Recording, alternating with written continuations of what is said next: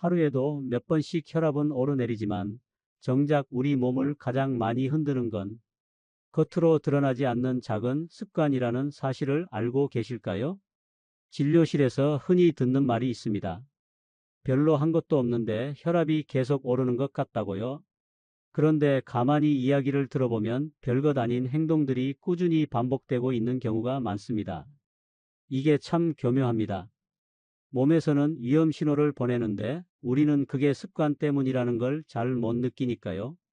가벼운 예로 아침에 급하게 움직이거나 잠을 덜 깬 상태에서 바로 커피를 들이키던 분이 있었어요.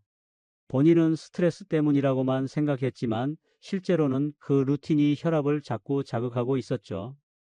이런 장면을 보면 혈압 문제는 결국 자극과 긴장과 회복이라는 세 가지 요소가 어긋날 때 생긴다는 걸 알 수 있습니다. 몸은 늘 균형을 잡으려 하지만 생활 속 작은 반복이 이 균형을 살짝씩 밀어내는 겁니다. 그래서 오늘은 겉으로는 괜찮아 보이지만 조용히 혈압을 올리는 습관을 하나씩 짚어보려고 합니다. 어디선가 내 얘기 같은 부분이 분명 나올 거예요. 혹시 지금 떠오르는 습관이 있다면 마음속에 조용히 표시만 해두세요. 뒤로 갈수록 조금 더 낯익은 장면이 나올 수 있습니다. 오늘 이야기가 여러분의 하루를 부드럽게 돌려놓는 작은 계기가 되길 바랍니다. 진료실에서 혈압 이야기를 나누다 보면 대부분은 큰 병보다 생활 방식이 더 걱정된다고 말합니다. 그래서 저는 먼저 일상의 모습을 천천히 여쭤봅니다.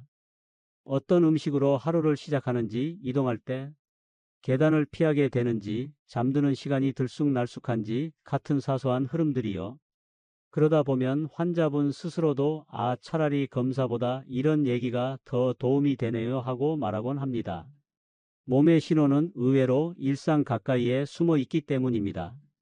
이런 관찰형 대화가 중요한 이유는 불안보다 이해가 먼저 잡혀야 마음이 편해지기 때문입니다. 혈압은 단순히 숫자 문제가 아니라 긴장을 다루는 방식과 회복의 속도, 그리고 생활 자극의 강도라는 세 가지 요소가 함께 흔들릴 때 더 크게 오릅니다. 예를 들면 낮 동안 짜여 있는 업무 압박이 긴장을 높이고 짧은 휴식이 회복을 늦추며 커피나 간식 같은 자잘한 자극이 계속 더해지면 혈압은 금세 오르내리기 시작합니다. 그래서 저는 진료 때마다 이번 주에 가장 버거웠던 순간이 무엇이었는지 먼저 물어봅니다. 그 답 안에 혈압을 움직이는 실마리가 담겨 있는 경우가 많거든요. 오늘 영상도 그런 방식으로 여러분의 하루를 가볍게 비춰보는 시간이 되었으면 합니다. 혈압을 올리는 원인을 한 가지로 설명하면 편하지만 실제로는 그렇게 단순하지 않습니다. 진료실에서 보면 세 가지가 동시에 엉킬 때 혈압이 본격적으로 오르기 시작합니다.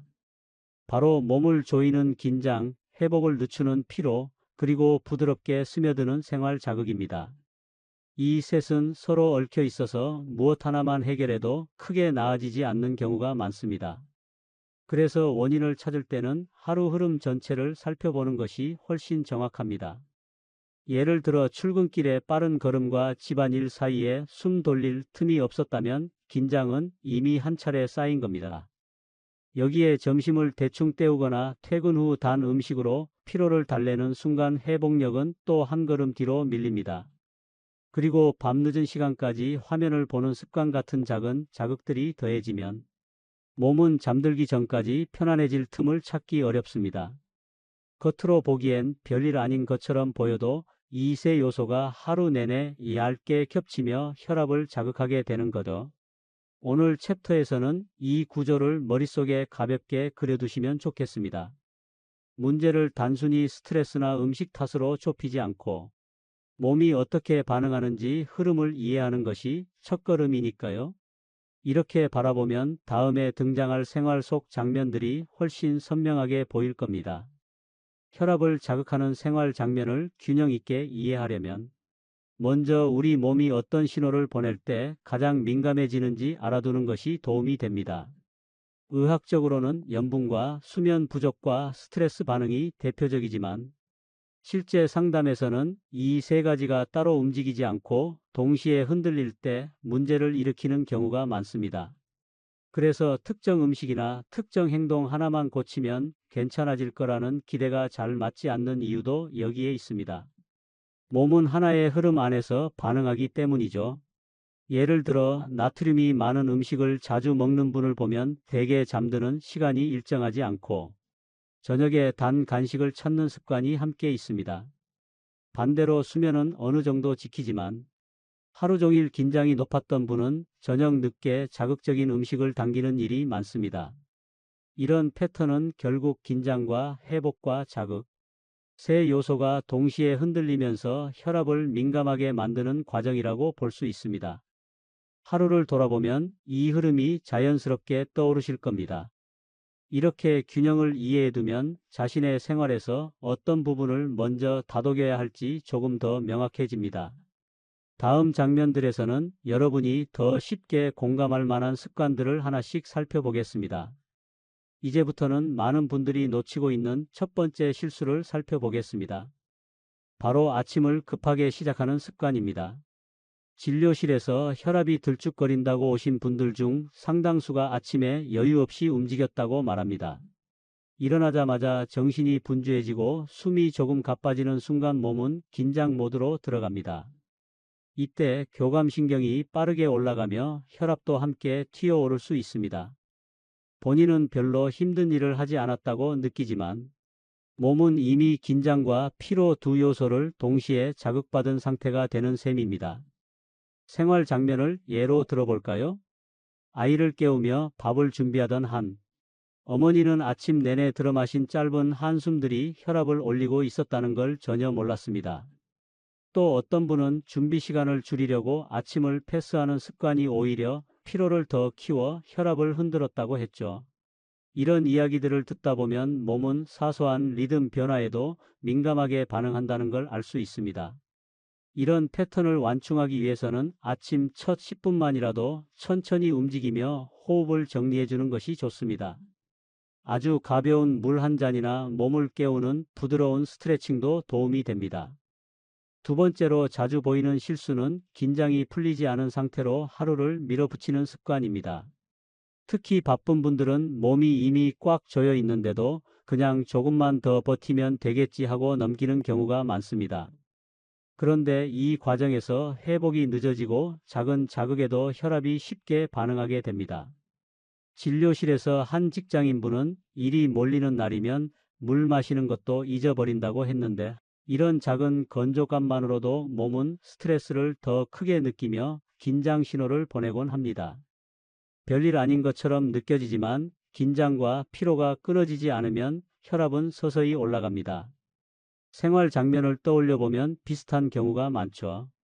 연구에 따르면 짧은 휴식만으로도 심박 안정이 빨라지고 이런 회복 시간이 쌓여야 혈압 변동도 잦아들 수 있습니다.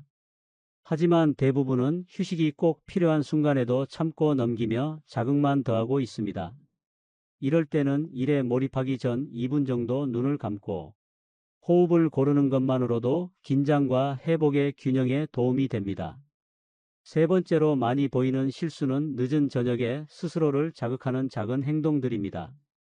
특히 하루를 잘 버텨낸 뒤에는 마음이 조금 느슨해지면서 평소 하지 않던 선택을 하게 되죠. 예를 들면 잠들기 전 단 음식을 먹거나 TV를 보며 과자를 집어드는 장면이 자연스럽게 반복됩니다. 본인은 이것이 큰 문제가 아니라고 생각하지만 몸은 이미 피로와 긴장 두 요소가 높아진 상태라 작은 자극에도 혈압이 쉽게 출렁입니다. 진료실에서 한 중년 남성분은 밤마다 잠이 안 온다며 간단한 간식을 먹었는데 그 습관이 새벽 혈압을 은근하게 올리고 있었다고 이야기했죠. 생활 장면을 더 살펴보면 비슷한 패턴이 많습니다. 저녁 늦게까지 화면을 보다가 잠드는 경우 또는 하루에 밀린 생각을 정리하느라 머리가 잠들지 못하는 경우도 마찬가지입니다. 몸은 진정하려고 애쓰지만 자극이 계속 들어오면 회복이 늦어지고 다음 날 혈압이 예민하게 반응할 수 있습니다. 작은 선택들이 모여서 몸의 리듬을 눌러버리는 셈이죠. 이런 상황에서는 잠들기 전 20분만이라도 화면을 멀리하고 조용한 호흡으로 몸의 속도를 내려주는 것이 필요합니다. 이제 앞에서 이야기한 세 가지 실수를 자연스럽게 잡아주는 하루 루틴을 정리해 보겠습니다. 복잡한 계획보다 몸이 바로 따라갈 수 있는 부드러운 흐름이 더 효과적입니다. 먼저 아침입니다. 일어나서 10분은 천천히 움직이며 가벼운 물 한 잔과 부드러운 스트레칭으로 긴장을 풀어주세요. 이 시간은 하루 전체의 속도를 결정하는 작은 시동과 같습니다. 점심에는 식사를 너무 늦추지 말고 짧은 산책이나 창문 앞에서의 깊은 호흡으로 회복 시간을 넣어주면 좋습니다.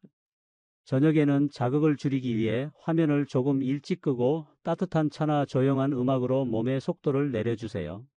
시간대 조합도 단계별로 생각해보면 훨씬 쉬워집니다. 일주일 동안은 아침 10분 루틴을 습관화하는 데만 집중해 보세요. 한 달 정도 지나면 점심에 짧은 휴식이 자연스럽게 붙고 저녁에 화면 줄이기가 부담 없이 이어집니다.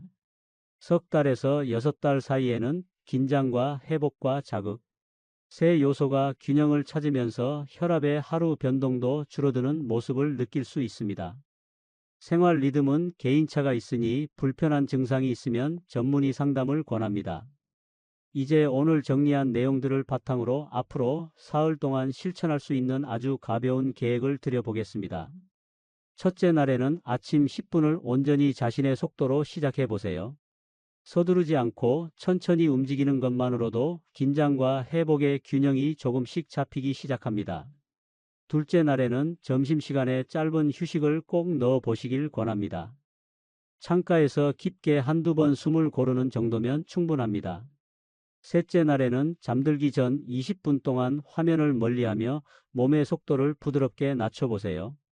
이 세 가지가 모이면 혈압을 자극하던 작은 파도가 잦아들고 하루의 리듬이 한층 편안해질 겁니다. 이제 여러분의 차례입니다. 오늘 이야기 속에서 딱 하나라도 바로 실천해보고 싶은 부분이 있다면 댓글로 남겨주세요. 서로의 경험을 나누는 것만으로도 흐름을 이어가는 데 큰 도움이 됩니다. 불편한 증상이 있거나 약물 조정이 필요하다면 전문의 상담을 권합니다. 그리고 이번 영상이 도움이 되셨다면 다음 2부도 편하게 보실 수 있도록 구독과 좋아요, 알림 설정을 눌러주시면 좋겠습니다. 늘 여러분의 건강을 응원합니다.